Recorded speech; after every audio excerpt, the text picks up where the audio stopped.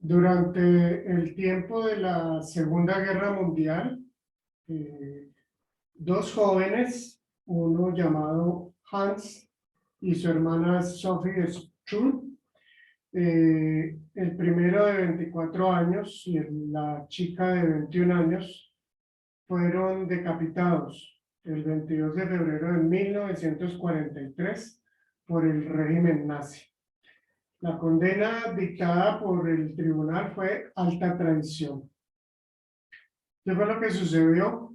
8 meses antes, ellos, este par de jóvenes, habían constituido, junto con otros amigos, una organización pacifista secreta que se llamaba La Rosa Blanca. Estaba constituida por jóvenes que habían apoyado anteriormente al nazismo, se habían involucrado al nazismo, pero luego de un tiempo comenzaron a ver una realidad que estaba oculta. Hans, el joven, que ya era médico y era además creyente luterano, cristiano, igual que su hermana, estuvo él en el frente ruso.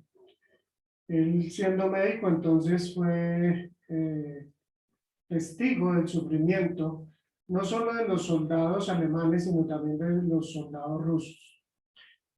Muchos jóvenes eran enviados a la guerra a morirse en una causa válida, y de esto fue consciente Hans, y luego con su hermana entonces dialogaron al respecto. Ellos sabían también que el pueblo judío estaba siendo exterminado. Como dijo uno de los sobrevivientes de este grupo, uno de los pocos sobrevivientes de este grupo, nosotros a los 18 años estábamos viendo más lejos que Adolfo Hitler. Fue entonces como ellos decidieron empezar a difundir panfletos contrarios al régimen. Y luego de 8 meses, entonces, y luego de distribuir el último de los panfletos, el sexto de los panfletos, en la universidad, ellos fueron entonces condenados a esta pena de muerte. El último panfleto que ellos distribuyeron fue un panfleto llamado A la Juventud Alemana. Y pues era un llamado de alerta a los jóvenes y en contra del régimen de Hitler y también en contra de la guerra. En el momento de ir ya hacia el cadalso, Hans él oró y dijo el siguiente texto que encontramos en 1 Corintios 13:6. El amor no se deleita en la maldad, sino que se regocija con la verdad. Por eso el tema de hoy le he dado el siguiente título, que corresponde al cristianismo y a la política, parte 8. Leales o cómplices. Estos jóvenes decidieron entonces ser leales a Jesucristo, ser leales a su fe y dejar de formar parte o de ser cómplices con una guerra que no era lo que ellos realmente habían creído o esperado del Führer. Entonces, bueno, haciendo memoria, recordando lo que vimos la semana pasada, recordemos que en el Antiguo Testamento hay textos que nos hablan de la sabiduría política, de la sabiduría de la convivencia y del bien para todos. Es así que vimos un texto que se encuentra en Levítico 25, 17 al 19, y es un texto en el que Dios le dice al pueblo que no deben de explotarse unos a los otros y deben de poner en práctica esos estatutos y además temer a Dios. De lo cual se desprende que es muy claro desde el comienzo de la Biblia que para tener una comunidad que habite de una manera positiva, de una manera en la que todos puedan convivir en armonía, pues está presente el amor a Dios. El amor a Dios es un amor que nos permite entonces aceptarnos mutuamente y convivir de la manera que todos deseamos y además progresar. Encontramos con otros textos también que pues un gobierno que sea sensible a la realidad y a las necesidades de su pueblo ayuda a generar una nación estable, ya que la justicia siempre generará la paz y la tranquilidad, además de la seguridad y la confianza duraderas. Vimos también el trasfondo de la venida de Jesús, el Mesías, y como vemos esta imagen, por lo general vemos con los lentes de la Navidad, el texto bíblico, pero no caemos en cuenta que hay un trasfondo político bastante duro, bastante agitado, muy convulsionado, y recordábamos que Herodes el Grande, al verse burlado o al verse engañado por los reyes magos que no regresaron al haber encontrado al Mesías, él entonces ordena a matar a los niños, a todos los niños menores de 2 años que estuvieran en Belén y en sus alrededores. Vemos entonces aquí un gobierno de una persona muy ambiciosa, temerosa de perder su estabilidad política, su poder. Y esto es algo no tan ajeno como nosotros pensamos. Realmente es algo muy general en el ser humano, la ambición de poder. También vimos que en el trasfondo de la venida de Jesús, que Juan el Bautista predicaba en el desierto, y él predicó con la misma frase que Jesús inició su ministerio. Esa frase era: arrepiéntanse porque el reino de los cielos se ha acercado. Esta palabra entonces es realmente fundamental. Es un aspecto que no se puede dejar a un lado cuando nosotros hablamos o pensamos en ingresar al reino de los cielos. Es el arrepentimiento el que nos permite llegar a formar parte del reino de los cielos. Como alguien ha dicho, al reino de los cielos no se entra de pie sino de rodillas. El arrepentimiento entonces es algo fundamental para entrar al reino de los cielos, ese cambio de dirección, ese metanoia, como se dice en griego, es un cambio no solamente de pensamiento, sino prácticamente es un volver a Dios. Juan el Bautista predicó entonces sobre unas transformaciones muy profundas que desde luego tenían como trasfondo el arrepentimiento, diciéndole a la gente del común que si tenían ellos ropa que no usaran y tenían además alimento, debían de compartirlo y dejar a un lado la avaricia y el egoísmo y a cambio ser generosos. También le hablan a los publicanos diciéndoles que ellos en vez de ser deshonestos y hacer fraude, deberán ser entonces honrados e íntegros en sus labores. Y a los soldados del templo entonces les dice que ellos deben de cambiar esa corrupción en la que ellos normalmente se movían haciendo extorsión y difamando a la gente, más bien cambiar esto por respeto y justicia hacia el semejante. Entonces, en medio de este trasfondo político difícil, convulsionado, turbulento, es que Jesús comienza entonces su ministerio. Y entonces Jesús inicia ese ministerio predicando que era necesario el arrepentimiento porque el reino de los cielos se había acercado, pero comienza el Sermón del Monte con las bienaventuranzas. Allí entonces Jesús, él expresa, describiendo de una manera muy corta y sencilla, pero a la vez muy profunda, el carácter del cristiano. Realmente, si miramos esas bienaventuranzas, el inicio de este Sermón del Monte, está describiendo a Jesús, el carácter de Jesús. Pero ya que nosotros, como creyentes, somos llamados a reflejar la imagen de Cristo en nuestra vida, pues está describiendo también el carácter del cristiano. Recordemos, allí habla de esa persona que es sufriente, que es humilde, que es compasiva, que es limpia de corazón. Y también recordemos en Mateo 11:29 que Jesús dijo de la siguiente manera: carguen con mi yugo y aprendan de mí, pues yo soy apacible y humilde de corazón, y encontrarán descanso para su alma.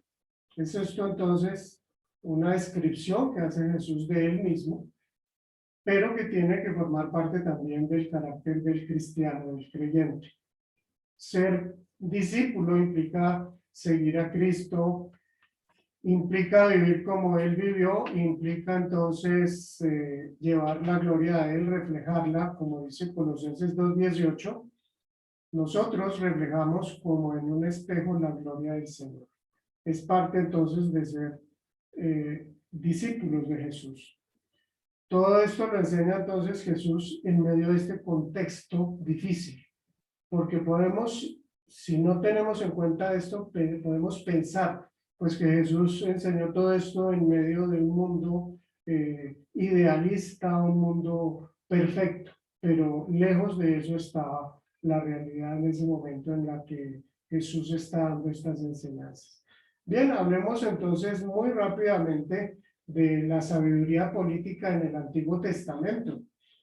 Aquí nos habla en Éxodo 1, del 15 al 17 y luego del 20 al 21. Nos muestra entonces este texto que tiene que ver con el momento en que el pueblo de Israel ya había sido esclavizado allí en Egipto. Dice entonces así: había dos parteras de las hebreas llamadas Sifra y Fubá, a las que el rey de Egipto ordenó: cuando ayuden a las hebreas en sus partos, fíjense en el sexo. Si es niño, mátenlo, pero si es niña, déjenla con vida. Sin embargo, las parteras temían a Dios, así que no siguieron las órdenes del rey de Egipto, sino que dejaron con vida a los varones. Dios trató muy bien a las parteras y por haberse mostrado temerosas de Dios, les concedió tener muchos hijos. Es un texto, pues allí en el capítulo 1 de Éxodo, donde vemos entonces estas dos parteras hebreas. Ellas reciben órdenes del faraón, del rey, del gobernante, como se dice pues del mandamás. Por encima del faraón pues no existía ninguna otra autoridad para los egipcios. Pero para estas mujeres hebreas, para ellas sí existía una autoridad mayor. Es decir, su fidelidad estaba con Dios, no estaba con el faraón. Miremos ahí el verso 17 donde dice: sin embargo, las parteras temían a Dios. Eran entonces temerosas de Dios, conocían desde luego, en este momento aún no habían sido revelados los 10 mandamientos, pero ellas conocían, por ser hebreas, conocían la historia de la creación de Adán y Eva y después de Caín y Abel, y cómo Caín había asesinado a su hermano, cómo Dios claramente expresa su rechazo al asesinato y a la muerte. Entonces, ellas deciden obedecer a Dios antes que al faraón. Simplemente aquí vemos unas mujeres que son fieles a Dios, unas mujeres que tienen claro cuál es el lugar que debe ocupar un gobernante. Si bien ellas entonces obedecían en otras cosas al faraón, ellas aquí dijeron: esto que está ordenando el faraón es contrario a lo que Dios quiere, no lo vamos a hacer. Algo así es lo que también Dios espera de nosotros. Entonces recordemos otros pasajes que ya hemos visto, donde allí en el Nuevo Testamento los mismos discípulos de Cristo, cuando les ordenan que no deben de predicar, ellos se oponen y desobedecen y deciden obedecer a Dios antes que a los hombres. Así que, como vemos aquí, Dios bendice a estas parteras. Dios está entonces de acuerdo, está, digámoslo así, contento y agradecido con que estas mujeres no se hayan puesto entonces en las manos del faraón de una manera ciega y simplemente le iban a obedecer en algo que Dios mismo rechaza. Miremos entonces esta segunda parte que se llama reflejando el carácter de Cristo. Vamos a verle 4 aspectos como nosotros los creyentes podemos reflejar a Cristo. El primero de estos 4 es perdonar a los demás. Este primer texto que se encuentra allí en Mateo 6, 9, 10 y 12, dice así: ustedes deben orar así: Padre nuestro que estás en el cielo, santificado sea tu nombre. Venga tu reino, hágase tu voluntad en la tierra como en el cielo. Y ahí continúa y más adelante entonces dice, perdónanos nuestras deudas como también nosotros hemos perdonado a nuestros deudores. Jesús les da esta enseñanza a los discípulos cuando le preguntan cómo deben de orar. Fijémonos que lo primero que aparece aquí es reconocer que Dios es el Padre de todos nosotros. Es una oración que está en plural, no en singular, es decir, que está incluyendo a los demás y está pidiendo que Dios, el nombre de Dios sea santificado. O sea, que pueda el que está orando, el que está elevando esta oración, pueda entender a quién se está dirigiendo, quién es Dios.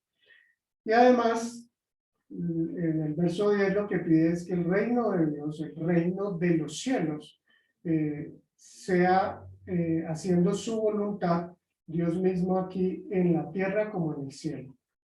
¿Por qué? Porque sabemos que en la tierra la voluntad de Dios no es lo habitual de lo que se hace. Se hace la voluntad del ser humano, se hace la voluntad también de Satanás, pero no está realmente en su plenitud Dios gobernando este mundo. Y entonces, cuando entra aquí al verso 12, pidiendo el perdón a Dios, dice, porque nosotros también hemos perdonado a nuestros deudores. Es decir, deudores aquí no se refiere a los que deben dinero, sino a los que pecan contra nosotros. Entonces, así como nosotros perdonamos a esas personas que nos han ofendido, es de esta manera que nosotros esperamos que Dios nos perdone. Recordemos un texto en Mateo 18 cuando Pedro le pregunta a Jesús, dice Pedro se acercó a Jesús y le preguntó, Señor, ¿cuántas veces tengo que perdonar a mi hermano que peca contra mí? ¿Hasta 7 veces?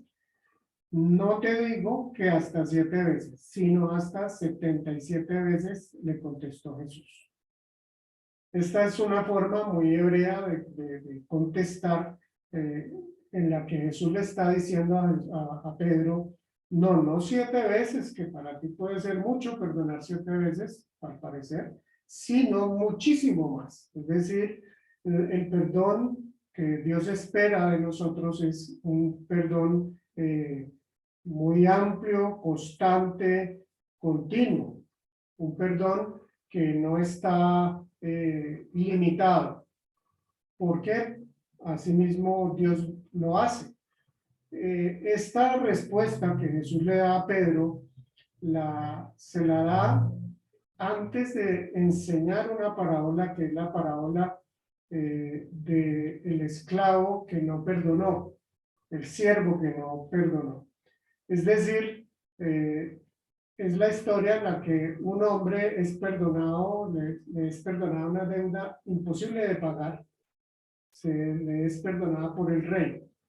Pero después se encuentra con otro amigo de él y recuerda que este amigo le debe una cantidad muy pequeña, sin embargo es de una manera muy agresiva como habla con él y le exige que le pague el dinero.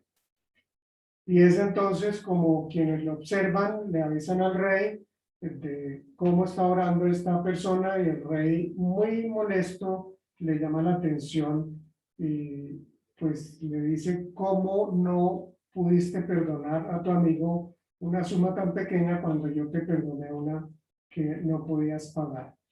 Así que el perdón es que es una verdad central y fundamental en el Evangelio, en las buenas nuevas, es el fundamento para que nosotros podamos perdonar a otros. ¿Por qué? Porque Dios nos perdonó a nosotros primero. Comúnmente pensamos que se debe cumplir entonces esa ley de la retribución. Ojo por ojo, diente por diente. Y de esa manera, si no sucede así, entonces no puede haber justicia ni paz. Pero Cristo nos enseña que realmente la justicia y la paz, especialmente la paz, es posible cuando opera la ley del perdón. El perdón entonces se debe brindar de una forma continua y abundante, ya que Dios mismo lo hace constante y continuamente con nosotros. Otra forma de reflejar el carácter de Cristo es orar por los otros.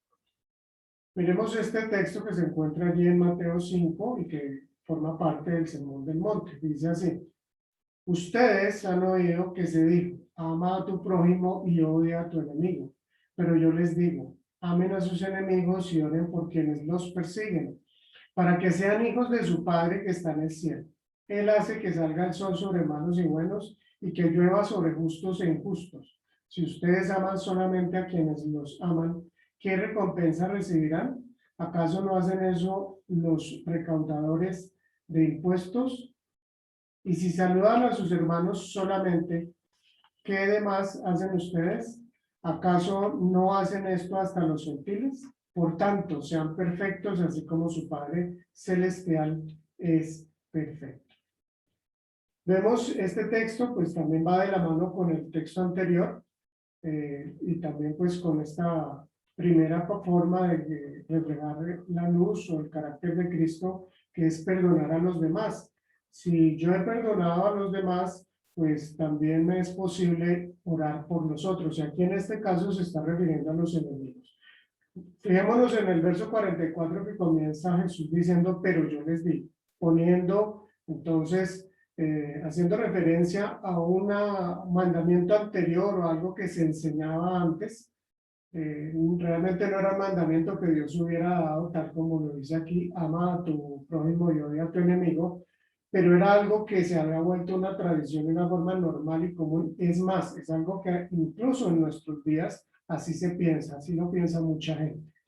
Pero aquí entonces Jesús dice, la forma real debe ser es esta, pero yo les digo, ¿por qué? Porque Jesús es la máxima revelación de Dios, es realmente lo más importante que todo creyente debe tener presente. Como recordamos, ya lo hemos dicho en otras ocasiones, la Biblia no es un libro plano, sino que la máxima autoridad es Jesucristo, y de ahí viene el Nuevo Testamento y luego lo que dice el Antiguo Testamento. Entonces, recordemos que esto que Jesús acabamos de leer, que enseñó en el Sermón del Monte, lo puso en práctica, lo llevó entonces a la práctica, a la realidad. Jesús dijo allí en Lucas 23, ya cuando él estaba en la cruz, dice así este texto, versos 33 y 34. Cuando llegaron al lugar llamado La Calavera, lo crucificaron allí junto con los criminales, uno a su derecha y otro a su izquierda. Padre, dijo Jesús, perdónalos porque no saben lo que hacen. Mientras tanto echaban suertes para repartirse entre sí la ropa de Jesús. Así que Jesús fue ejemplo vivo de lo que él enseñó. Jesús entonces ora por los que se están burlando, se burlan de él, los soldados, los gobernantes también, los sacerdotes, están pues en ese momento en que ven a Jesús ya finalmente derrotado. La oración realmente es la primera línea de defensa del cristiano. La oración es entonces posible, esa oración por nuestros enemigos es posible porque Dios, quien es perfecto, quien es el soberano, por amor ha decidido y ha querido perdonarnos, darnos la oportunidad de reconciliarnos con Él. Así que es a través de la oración que nosotros podemos mostrar ese amor por nuestros enemigos. Y es una forma práctica también, porque sabemos que Dios llega también a inclinar los corazones de las personas, a cambiar el corazón de otros. Entonces, nosotros estamos llamados a reflejar ese carácter de Cristo también orando por nuestros enemigos. Una tercera forma de reflejar ese carácter de Cristo, pues es trabajando por la paz. Recordemos este texto de Mateo 5:9, que lo vimos hace una semana, en las bienaventuranzas. Dichosos los que trabajan por la paz, porque serán llamados hijos de Dios.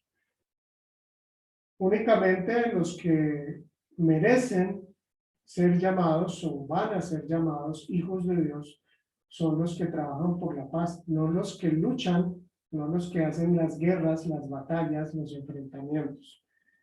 Así que esta es una bendición que Cristo muestra y dice aquí en las bienaventuranzas una bendición especial para los trabajadores de la paz.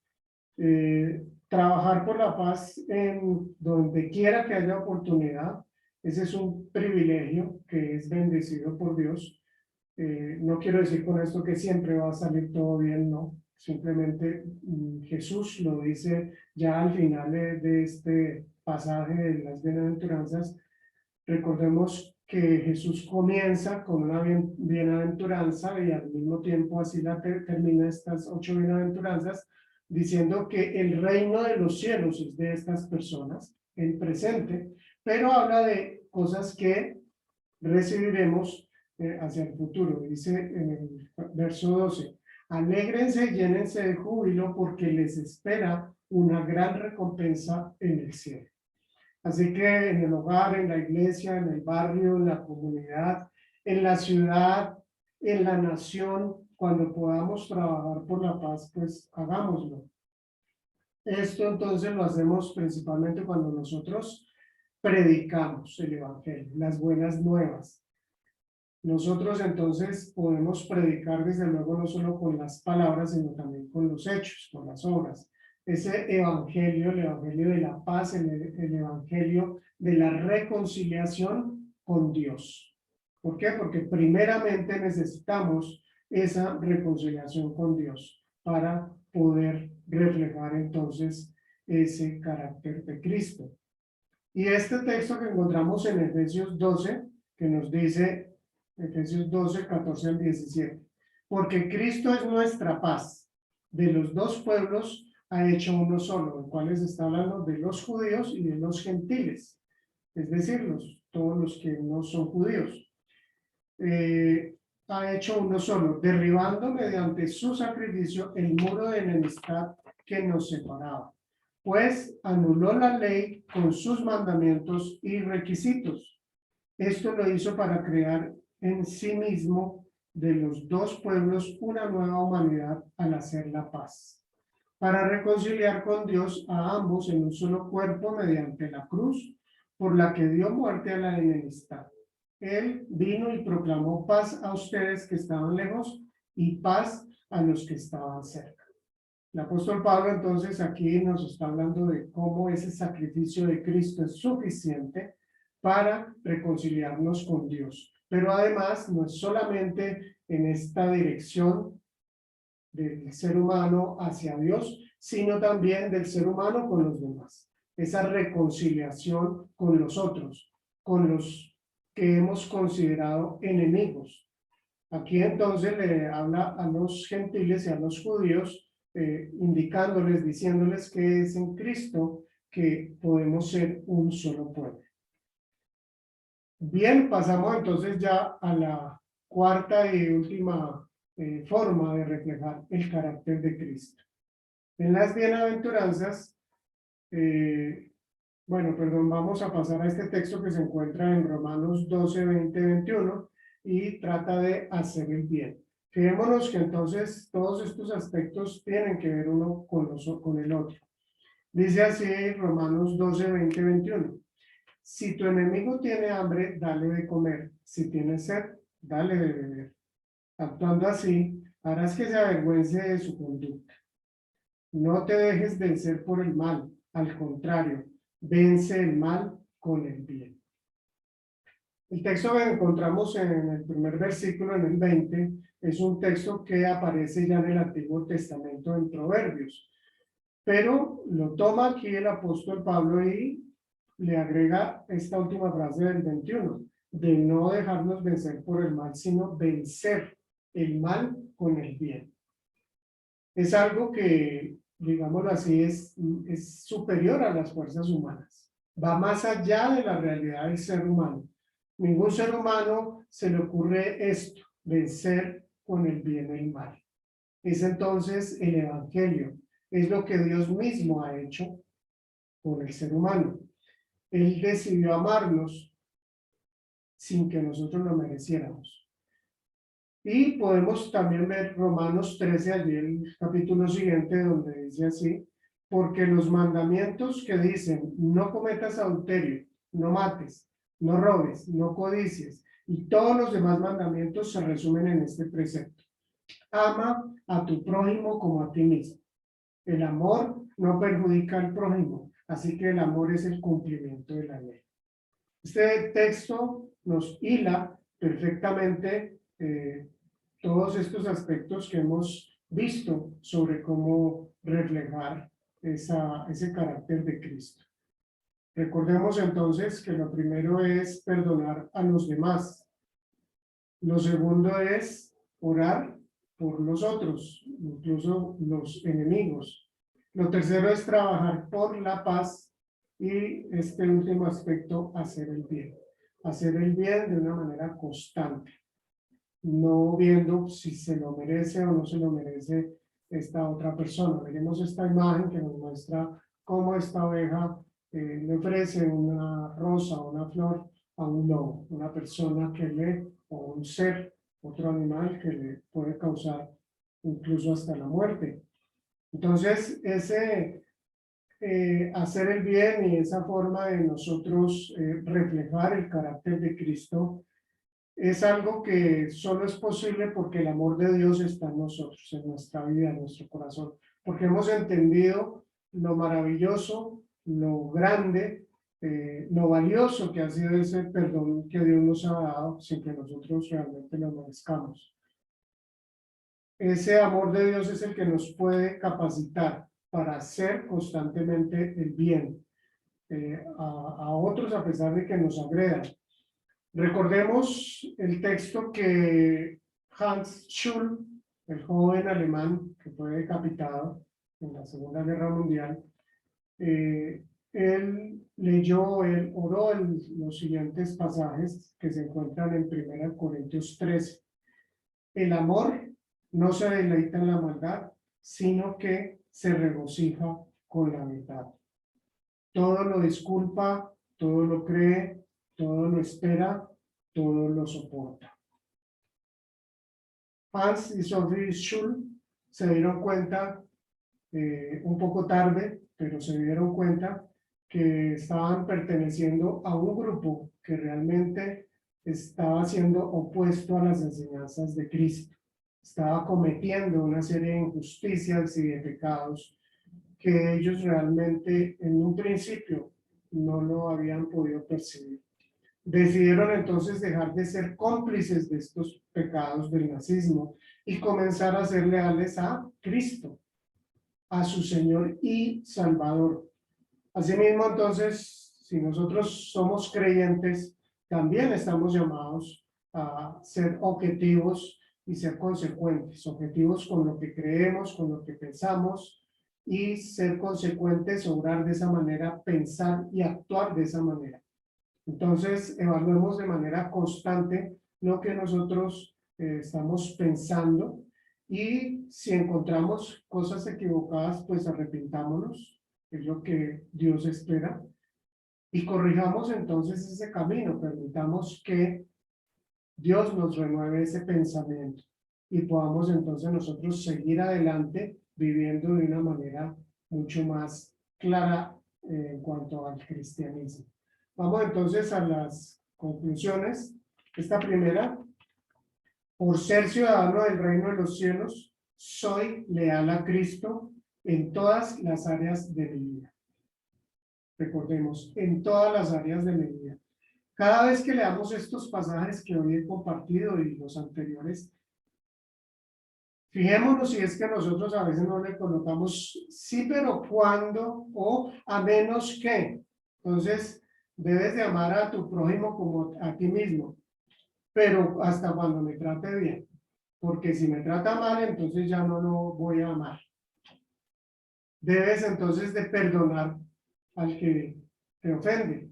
Sí, pero cuando no me ofende de esta o aquella manera. Entonces, esta primera conclusión, si yo soy el ciudadano del reino de los cielos, soy leal a Cristo en todas las áreas de mi vida, incluso el campo político, que suele ser como un punto ciego. Otra conclusión, cuando mi lealtad está primeramente con un grupo humano, estoy siendo cómplice de sus pecados. ¿Por qué? Recordemos que no existe un solo ser humano que sea bueno. Solo Dios es bueno.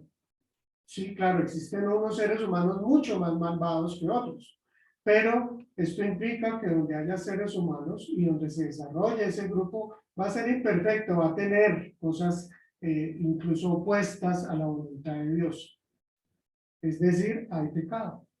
Si yo coloco como prioridad ese grupo y lo que me está pidiendo ese grupo por encima de lo que Dios me está diciendo, seguramente yo estoy entonces siendo cómplice de los pecados de ese grupo.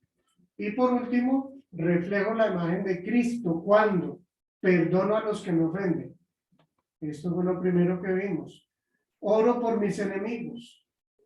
Cuando trabajo por la paz y la reconciliación, cuando hago el bien a los demás. Estoy entonces reflejando la imagen de Cristo. Hagámonos esta pregunta, reflexionemos en nuestra propia vida, reflexionemos, como ya lo hemos visto, esto tiene que ver con el campo de la política especialmente partidista, donde las pasiones muchas veces quieren ganarnos, donde pudiéramos decir, mi vieja naturaleza me impone, me quiere imponer una forma de pensar y de obrar que es contraria y es opuesta a lo que Cristo mismo nos enseña y nos da ejemplo de vida. El Señor nos ayude a ser limpiados y a ser transformados como realmente Él quiere y podamos así nosotros brillar y ser luz como Él también lo desea. El Señor te bendiga.